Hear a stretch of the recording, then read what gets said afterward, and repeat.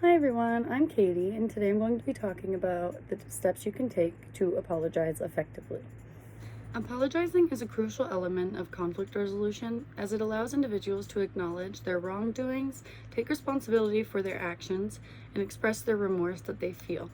This can lead to mending of friendships, relationships, and just paves a way to resolve the issues you are having. The first step in apologizing effectively is asking yourself whether or not you should apologize.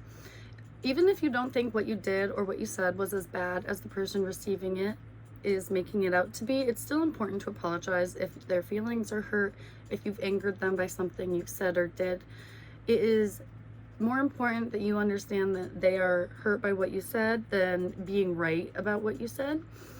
I have a great quote here by Dr. Ronald Siege, and it says, "To preserve or reestablish connections with other people, you have to let go of concerns about right and wrong and try instead to understand the other person's experience."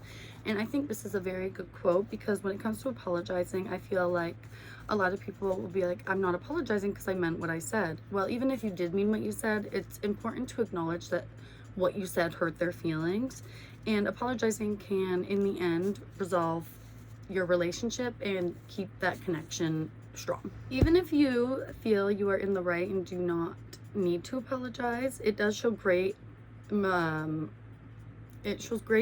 intelligence to have the ability to apologize and great maturity to put right and wrong to the side and just acknowledge that you are sorry for that you have hurt this person's feelings, and it shows that you can be the bigger person in these situations, and it does show great maturity to be able to apologize. So after you've decided that yes, you are going to apologize to the person, you are going to take responsibility and recognize the offense that has happened. Confirm and own the behavior that was uncalled for and that was not acceptable. That is very important to be self-aware of what the problem is and what the person is actually mad about. Don't discredit the victim or minimize their feelings, and do not question the person you're apologizing to, because this can just lead to more turmoil and a greater conflict, because the goal here isn't to question them or be right about something. The question is to restore the relationship that you have. The next step is explaining your side, and I think that how you do this is very crucial in apologizing. There is a way to explain how and why what you did happened without excusing your behavior. A genuine explanation of why it happened is key. Sometimes just saying there is no excuse is all there is to say if you genuinely feel like you shouldn't have done the thing you did. I think explaining your side of the story without negating the fact that their feelings are hurt because of this is important. Again, giving like an explanation rather than an excuse is very important. The next step would be to express your remorse to the person. And ways you can do this is explaining how badly you feel for the way you acted. Put yourself in the other person's shoes and see how you would feel if this happened to you. Like, really put yourself in the other person's side of the story. Like, if I were them, how would I react, and would this hurt my feelings? This, just because if the answer is no, doesn't mean you shouldn't apologize, but sometimes it can help perspective wise to see where they are coming from. Your tone while apologizing should be genuine, and you should show them empathy for what happened, saying more than just "I'm sorry," as that is not genuine.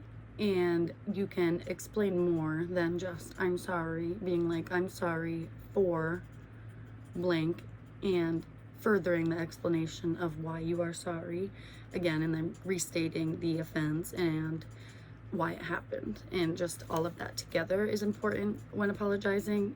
Just saying "I am sorry" is not a genuine apology, and there's way more that needs to be said when apologizing. The most important part of this step in express your remorse is that you don't flip your apology to blame the person you are apologizing to.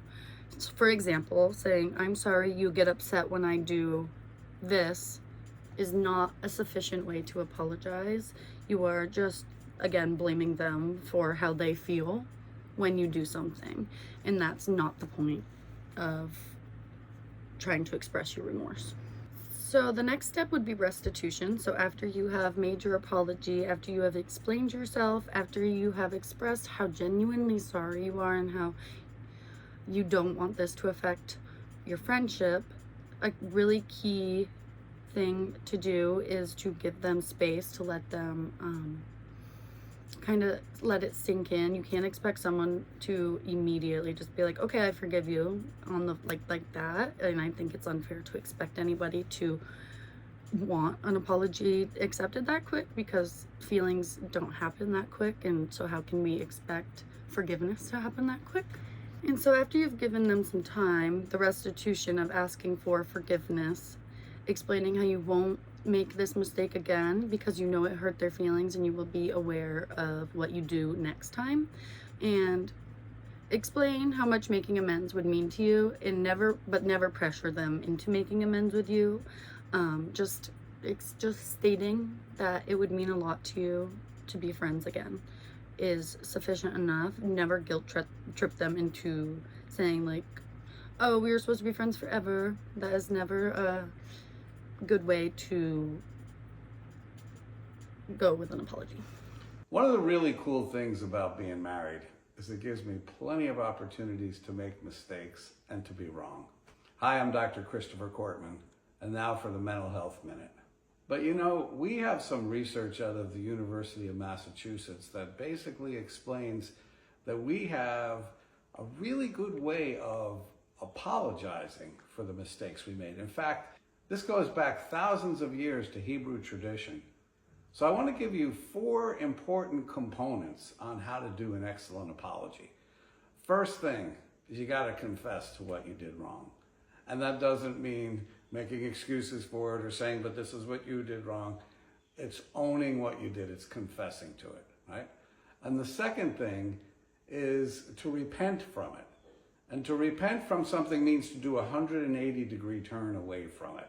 Stop doing whatever that thing is, or else it just, what's the point of apologizing if I'm going to do it again tomorrow? And the third thing is, it's okay to explain what was going on inside your head at the time, to be able to say, here's what I was thinking, and I realized that that wasn't fair to you, and I'm sorry. And the fourth thing is to make amends. Now, you people in the 12-step program may know about amends as being the 9th step of the 12 steps. Well, making amends is doing something to try to rectify whatever damage. If I said something really stupid about how you look in a certain garment, I not only want to apologize for that, but I want to say, you know what, I'm sorry enough to make this up to you in some way and really demonstrate how I feel, which is I think you're gorgeous in anything you have. And I even want to buy you something new so you can look as beautiful and radiant as you always do. The point is, let me do everything I can to try to account for the mistake that I made.